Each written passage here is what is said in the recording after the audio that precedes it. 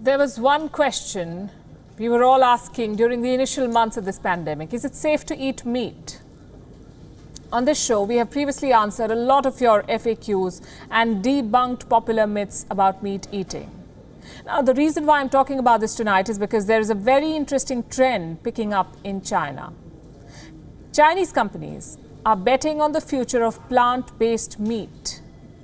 And now, before you correct me, I would like to mention that plant-based meat, or faux meat as they're known, are not a new phenomenon in the world, certainly not in China. In fact, mock meat dates back to the Tang dynasty, which is between 618 to 907 AD.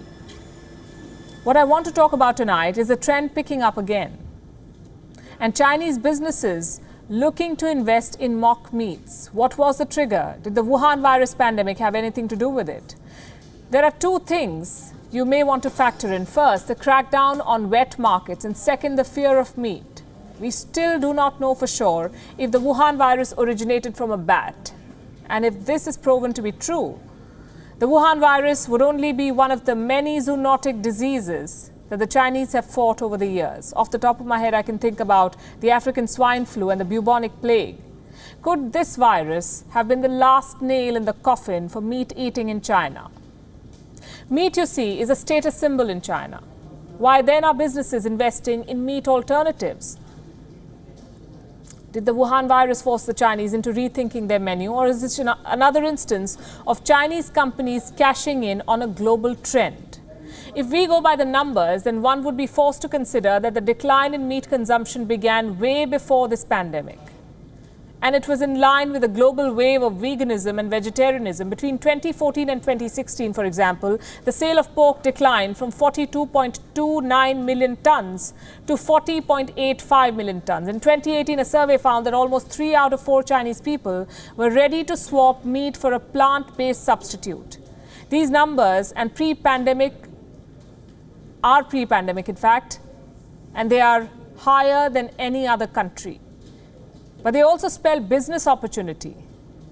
China is home to over 1.4 billion people. Only 4 to 5% of them are vegetarians, and this makes China the consumer of 27% of the global meat production.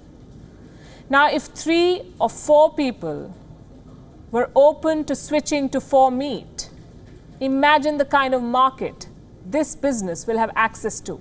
Do the calculation, and you would have a number. American faux meat businesses have had their eyes on China for a while now. It was in December 2019 that the South China Morning Post was talking about possible challenges that American plant-based meat companies could face in China. It mentioned the recent outbreak of African swine fever, which has driven up the price of pork and primed consumers for alternatives. And if the American companies can win over even a small fraction of the country's 1.4 billion people, the opportunity, it said, is massive.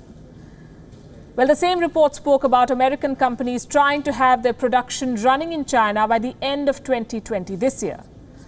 The pandemic has changed everything. It has forced a setback. American companies could not make much of a mark in China.